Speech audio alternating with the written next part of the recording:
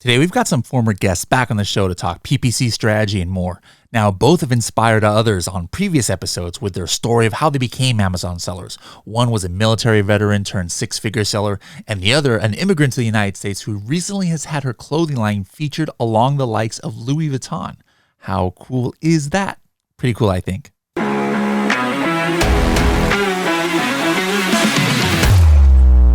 Did you know that Amazon sometimes loses or damages some of your inventory? Usually, they reimburse you for this, but sometimes they might miss things. That's where Refund Genie comes in. What Helium 10's Refund Genie does is we go check out your reports and see if Amazon owes you any money.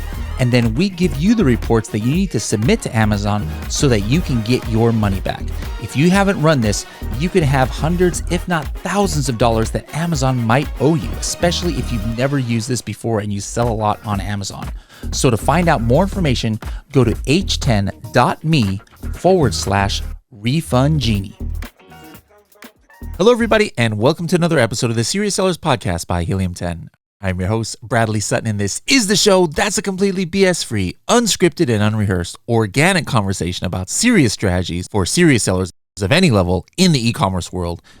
We've got a couple serious sellers back on the show, and I like to call this show kind of like the triple S show. You know, like at Helium 10, we've got tons of S's everywhere. First of all, this is the Serious Sellers Podcast.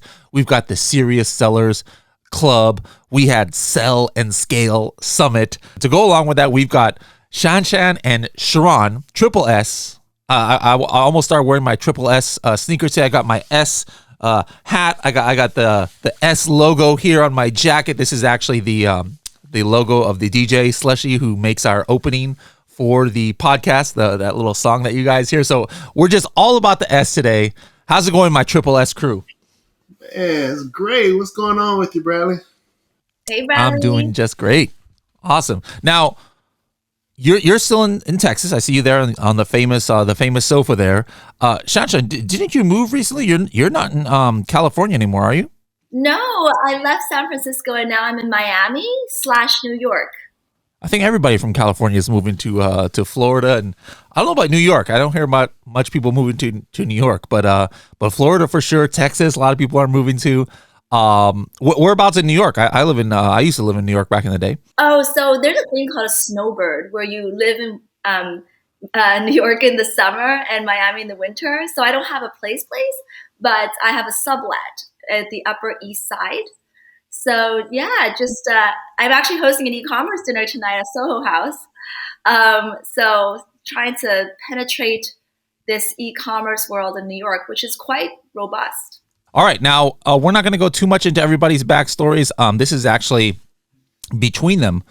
Now, the last time they were on the podcast, they were actually, they've been on the podcast by themselves before, but the last time I had them on together, and that was the first time they had even met each other. That was episode 344. So if you guys want to catch up with what they were doing a little over a year ago, then check out episode 344. But I said, hey, let's bring them back. It's been a year. Let's see what exciting things these individuals have been doing, and not only do they still sell themselves, but they also have branched out more and more to helping other sellers. And so I like talking to people who are in the industry like that, because they sometimes come across a lot more things than just if we were working by ourselves. So let's start with Charon. First of all, how's your own business been going the last year or so? Kind of steady, we down, we up, what's going on? Oh, okay. So a revelation came about, after the Great Depression called COVID, where everybody was quarantined, me being in the maternity area and the people having nothing left to do but procreate. So I had a boom during COVID and didn't realize it was because of COVID. So last year, the last 2 years, I've had a drop, but I've been steady. And the reason I've been steady is because of how I maintain my profit. The way I do profit is I use the previous year's profit for the current year's salary. That way I can never go under, Okay. So for the last 2 years, I've been pretty much steady at a decrease from 2021. Your profit then is steady, but your revenue is maybe down a little bit, you're saying? Right. I've dropped from about $450,000 a year to about 300 a year. Now, did you suffer like on the inventory side, like maybe you didn't plan for that, and then you're stuck with a little bit extra inventory, or how did that work out for you? So yeah, because I did not recognize it was a boom for me, I did over order. So hey, some of the troubles that you got to overcome is excess inventory, and I currently have about 1,500 units in my garage next door. Okay. Now for you, I know you've had like different variations of your products. Didn't you launch like a separate line, or is it still pretty much you have one product and just a whole bunch of different variations? So I launched last year. I launched a premium version of the same product that I have, maternity belts. It's a little bit more expensive, and it gives the mom a lot more support. That launch has been slow, but it has not been a failure. So I'm waiting on that to pick up and move with that. But it is a premium version of the same product with more colors and more sizes. Have you looked into expanding the brand out, or possibly starting another brand, or you're kind of just like happy where you are right now since you are profitable and plugging along? So the purpose for me to start my whole business was to support my family, and by the grace of God, I'm doing that right now. And I this may sound weird to a lot of people, but I do not have high ambitions of becoming rich. Right? I'll take it. Don't get me wrong. I'll take it. Right? But I don't have high ambitions of becoming rich. I am very happy that I'm able to take care of my family, and that's where I'm at right now. For your niche, have you? I'm not sure if you're using like the regular market tracker or not, but like, have you been checking? Like, are you keeping kind of like your market share, but just the size of the pie has gone down, or also has your size of the pie, or of your slice of the pie gone down in addition to the whole entire pie? So my biggest thing is finding out why. So when I dropped in salary or dropped in revenue, I had to discover the why. And in that process, I did find out that the whole category dropped. Mm-hmm. So it was definitely an economic reset, if you will, instead of me just losing profit. So everybody across the board dropped about 30% down, dropped down about 30%. So as far as ratio of the pie, I still have that being one of the top 5 sellers in my category, but everybody has dropped. Now you've, sometimes when you've got mature products, and I say mature, like you've been there about 3-4 years now, like if there's a successful niche out there, a lot of people kind of figure that every single time it'll just get saturated with sellers from factories, be it from China, be it from India, be it from wherever, and you're not going to be able to sell anymore at a decent price. And I've actually had a couple of smaller niches where just got to the point where it wasn't profitable as much. Now you're still plugging along. You've kept your slice of the pie. So has that not happened, or just you've always been able to you haven't gotten involved in any price wars, or how come you're still selling the same product that you were 3-4 years ago? Yeah, so that was a major concern for me about 2 years ago. We did have a rush of new sellers, possibly from factory, and they were selling at half the price. And I was thinking, like, I have 2 options: stay strong with my integrity of the value that I see for my product, or succumb to what the category is pushing towards. Mm-hmm. Well, I'm thankful that before that happened, I found my category before that happened, and the process or the time before it happened, I gathered 6,000, almost 6,000 reviews, which gives me the social proof to keep my prices where they're at, and I have not raised my prices or lowered them for 5 years, and I'm still able to sell based off the strength of my brand. Let's switch to Shan Shan there. Similar to Charon, you had a product that was kind of boomed also by COVID, like masks. I remember way back in the day, but you saw the writing on the wall a long time ago, and we're already pivoting away. What about you the last couple of years? Like how how have your brands been doing lately? Yeah, so the last time I talked to you guys, my face mask sales, which was my first product, was tanking. And I had to desperately get a new sustainable product category up there before it totally tanked. And I did it. I tripled sales from my non-mask products since last time I saw you guys. But the face mask went to zero. So because face mask went down, but everything else went up, there was an overall increase, but not by a lot. But it showed me that your sales can triple. And if it can triple, this year I'm on track to at least double. And then some fun things have been happening. New York Times reached out and asked me to send my tights to to a fashion shoot in Ghana, where I was going to be paired up with like Louis Vuitton and Chanel and all the big brands on their big winter accessories feature. It's hilarious. In the feature, it says Louis Vuitton dress $5,000, Chanel sweater $2,000, and Millennials in Motion tights $15. That's something you've always been good at. That, for those who don't know, like 2 episodes ago when we first did her full backstory, that was how she got on our radar. Is I actually saw her on kind of TV, as it were. It was like CNBC or one of these shows did a special on her story, and then she had mentioned helium 10 in there, using helium 10, and I was like, but you seem to like have this magnetism towards getting featured by big media here. Thanks. Yeah, it's an honor, and I guess what I came out of that is, hey, fashion that's edgy for millennials and Gen Z can be affordable too.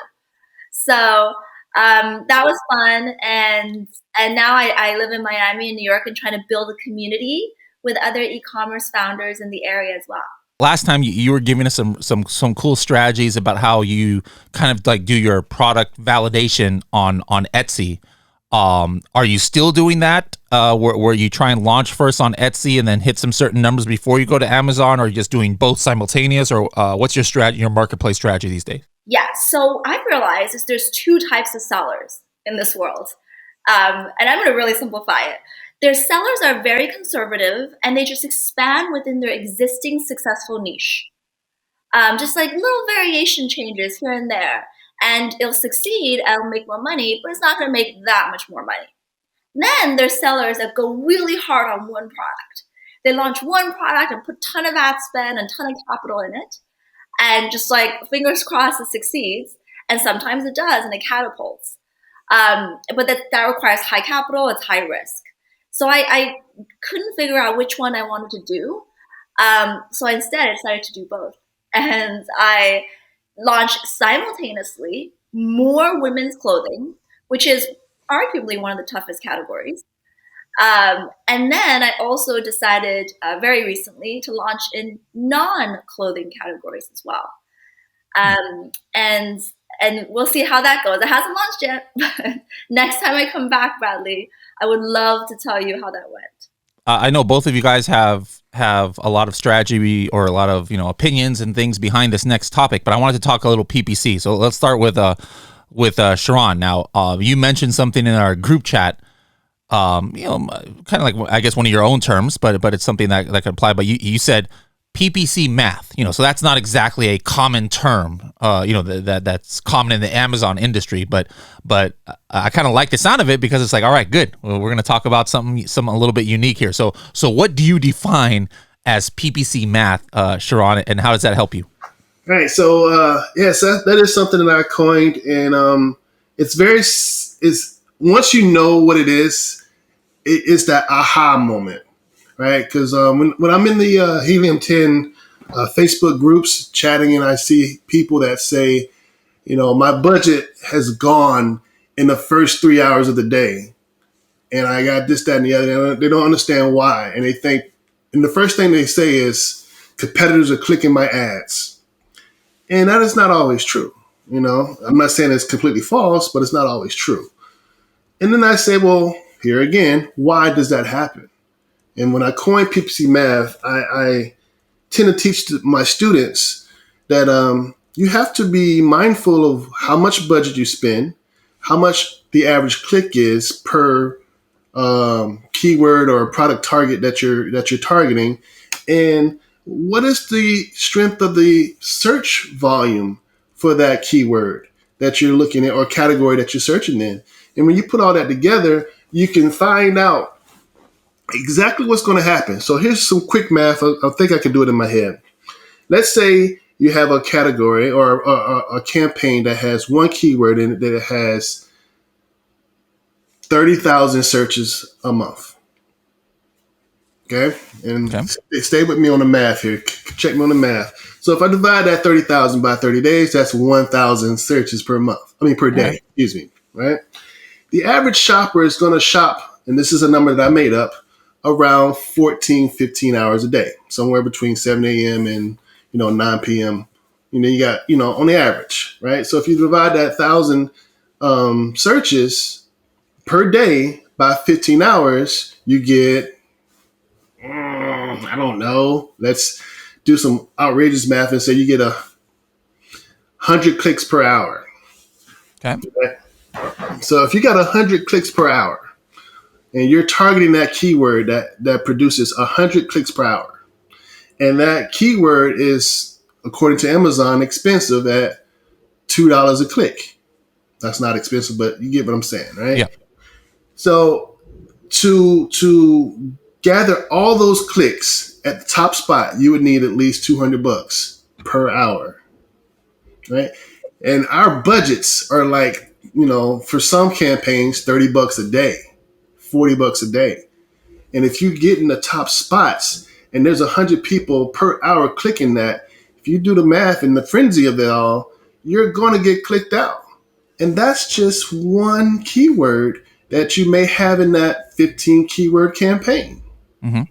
And when people realize that, it's like, oh, I don't have enough budget for this $2 average keyword that gets 100 clicks per hour based on the numbers. And that's where you decide to figure out what keywords you really want and how much you can afford and what to expect from it, especially in your position, because the first page, the top half gets about 90% of the clicks. So then in that situation, let's say maybe you can't afford to keep that budget higher. Do you just go ahead and run out of budget on that at 10 a.m. and be cool with that? Or, if it's profitable, or you try and do something else? So that's the thing. If it's profitable, hell yes. Mm-hmm. You never quit something that's profitable. Okay. I was making sure, people do some crazy things out there. But you got to figure out if it's profitable. If it's just draining your profits and, you're wasting your money, then sure, decrease the bid or X the keyword until you're able to afford it. But if it's profitable, let's go forward. Yeah. 3 hours a day. Shan Shan, let's switch back to you now. Now, correct me if I'm wrong, but are you now working for a PPC agency now since the last time that we talked? I used to.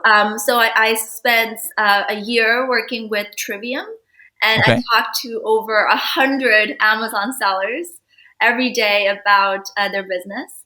But currently, I just work on my brand.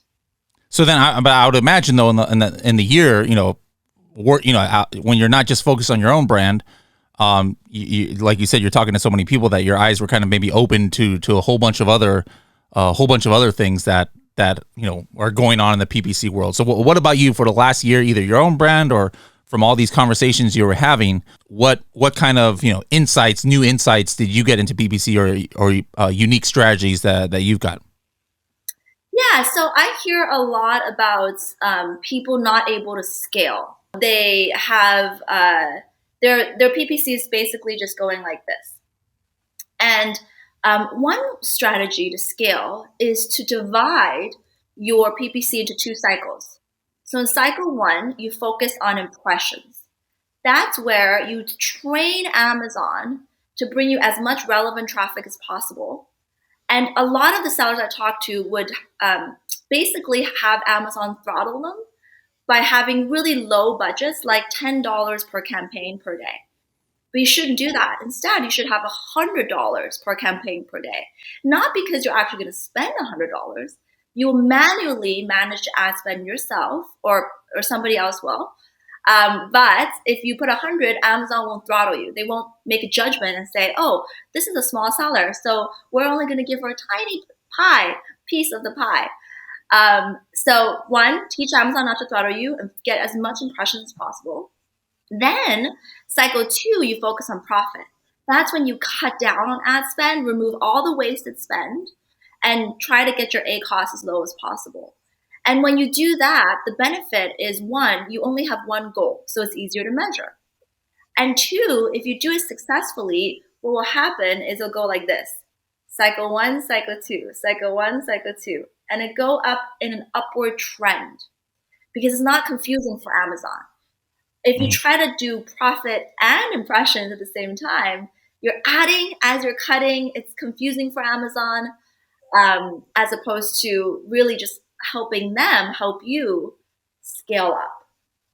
That's something that I think, sometimes people are scared. And that's why I ask, Charon about that, because, sometimes it's a matter of you gotta raise you gotta have high budgets just to seemingly get Amazon to move on some things, but it doesn't always mean that that's what you're going to hit. So without hitting the budget, so how else are you controlling your spend? Are you just talking about like what if it does start getting a little bit out of control and it's not profitable at the beginning? Like how do you draw the line where, like, obviously none of us want to lose money, but hey, I my plan is to do about $50 a day, so I'm going to put my budget to 100, and of course, maybe it just does $50 a day, and I'm good to go. I've hit my goal. But what if, especially in a newer one where it might get a little bit out of control, like what do you do in order to make sure that you stay profitable? Because you can't really control Amazon all too much. They can take your especially if we're dealing with broad campaigns and auto campaigns, they can start going wild with your placements. A daily attention, be on it every single day, which is hard for a lot of people who have second jobs, because you've got to remove any keyword that hits a certain threshold, because at that point this is not a winning keyword. So for example, for me it's $7. $7 if there's a keyword and it hits $7 worth of clicks and it didn't get any sales, I kill it forever. It's gone from all my campaigns. And so just be ruthless, And I found that, it's fairly consistent when it's a keyword, specific keyword. Where it gets tough is abroad and the auto campaigns, right? There you're going to have so many keywords that you're not going to know, exactly how to control it. So in that instance,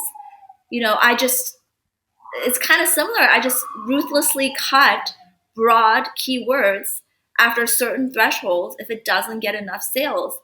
If I spend $30 on a broad keyword and it doesn't get any sales, then I kill it for a certain amount of time, say 4 months.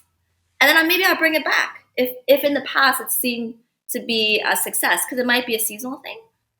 So you can kind of cycle through, but I wouldn't keep spending on a broad keyword or phrase or that keeps wasting money. I only spend on the ones that are winning. And yeah, you might lose some keywords that would have eventually got well. But in my industry, in women's clothing, I don't have the luxury of margin. Now, switching back to Charon, with the coaching and things that you do, you talk to a lot of people. Anybody over the last couple of years, like, has some other kind of like inspiring story or like motivates you, I think that's what a lot of us definitely thrive off of is like hearing other people's stories. And it's sometimes it's more exciting to see somebody, thrive, even than your own success. Sometimes anybody's stories stick out in the mind, or like somebody started here, now they're here, or anything like that. I have a student who was fear driven, and, their decisions were based off of how scared they were to make that leap and make that jump. And one of my hardest things is being a transparent coach that I am is showing them your flaws and as well as your successes, your failures as well as your successes, to tell them that it's going to be okay if you keep pushing forward and you keep pushing forward smartly. One of the things that we went over was their fear of overspending on PPC. And the way I got her to, well, it's a she, so I'm gonna use her. The way I got her to commit to PPC was to give her an understanding of what PPC actually is. Her concept of thinking when she came in is, if I throw money into advertisement, I'm going to get sales.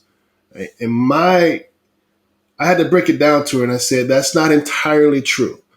Right? The purpose of PPC is exactly in its name, prices per click. The purpose of it is to get you clicks. Your listing, the purpose of your listing is to convert that viewer into a buyer. So if you're getting clicks, then your advertisement is working. If you're not getting sales, then your listing isn't converting that viewer into a buyer. When I brought that to her attention, she was getting all the clicks that she wanted, but she wasn't getting the sales. So now we transitioned to her listing as to why isn't your listing converting that viewer into a customer, right? And it's social proof, and we fixed on that stuff right there. But once she understood that, then she wasn't afraid to spend money, because she now knows that she's spending money in advertisement to get the clicks, to bring people to her listing. Right? If the sole purpose of advertisement, or PPC particularly, was to get sales, then you would have a buy now button on the search result page. Mm-hmm. Right? But we don't. So you never know.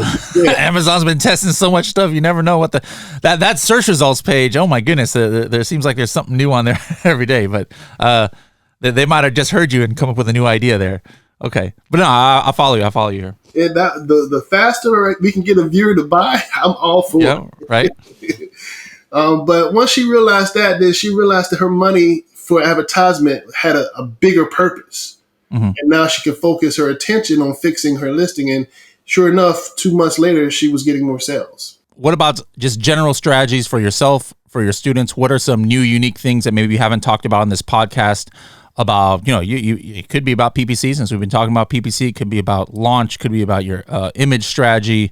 Could be about other marketplaces. Whatever you want to talk about, Charon. What's some unique, quick hitting tips that you can give our listeners out there? Oh, so I think the best tip that I can give any seller out there, that I've given my students, is understanding as much as you can about the next step before you take it.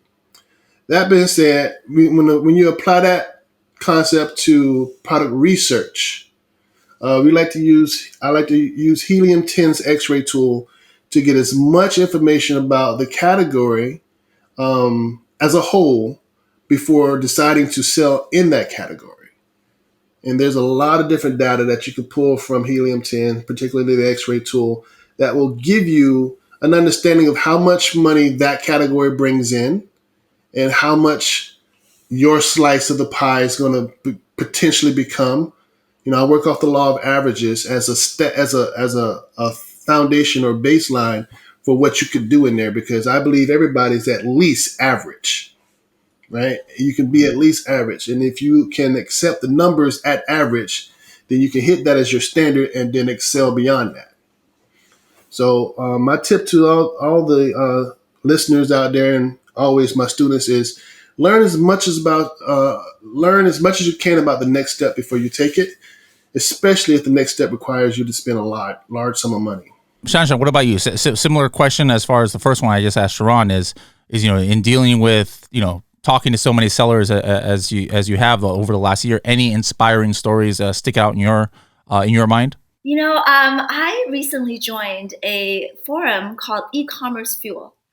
And I'm all about building community. I've been hosting dinners and happy hours in San Francisco, Miami, New York. And through my networking, I have really learned a lot of the strategies, the tips that I wouldn't have learned elsewhere. And I wish I had been more engaged from the beginning, because I would have saved myself a lot of mistakes. So Really, my tip is just to get engaged. Reach out to me if you want to join my dinners. Reach out to me if you're female and an e-commerce founder, because it's an underrepresented group, and we'll help each other get there, because Amazon's always changing. They screwed me a couple times over the last year, but with some help, you can always get past it. I think you had mentioned, you had alluded to something that happened to you on the negative side in the last year. That's probably what you're just alluding to now, but I didn't get details on it. So what was that negative thing that happened to you? Yes, the reason why women's clothing is one of the worst categories is sizing. And women tend to return way more than men. Men buy something and just never return it, but women return everything. So 20% is low for return rate, which is astronomical for a regular Amazon product. So if you're dealing with 20% returns, how do you make profit, right? And with sizing, there was some products where women tried on and it didn't fit them, and they would give it a bad review and complain. And then Amazon saw enough complaints that they just took all my inventory from that number one bestseller and moved it to reserved, and said, you know what, you have to upload a size chart, and then we'll release your inventory. One, inventory go out is very bad for ranking, right? I had no warning about that. And when I upload the size chart immediately, because I want my product to go back up, it took them over a month, 2 months for me to move the reserved inventory back into standard available inventory. So Amazon loves to throw these curveballs. And what I learned is that I have to diversify. I can't just have one bestseller. I can't just have one product line, women's clothing. I need to have other types. So one of my favorite mantras is, sometimes a opportunity is disguised as a setback. And that was a setback. I lost a lot of sales from that one main bestseller, probably half the sales from that product. But from that, I was more motivated to launch other products and hopefully double or triple my sales next year. And it wouldn't have happened if Amazon didn't screw me a little. There you go. Sometimes a good thing can come out of a negative thing.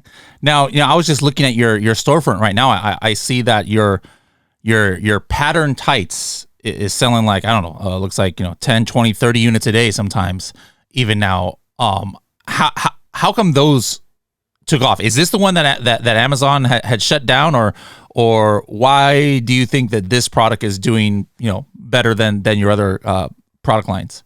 Partially due to Taylor Swift. So there's a thing called Taylor Swift economy right now. I had one product. I keep launching products every year. You got to keep launching products to stay on top of it in women's clothing. And some of the products look similar to what Taylor Swift would wear in concerts. And Taylor Swift has filled hotels in the cities that she's been at, more so than major sports events. She has driven economies. She's kept people spending. I think they call it Swift economy or something like that.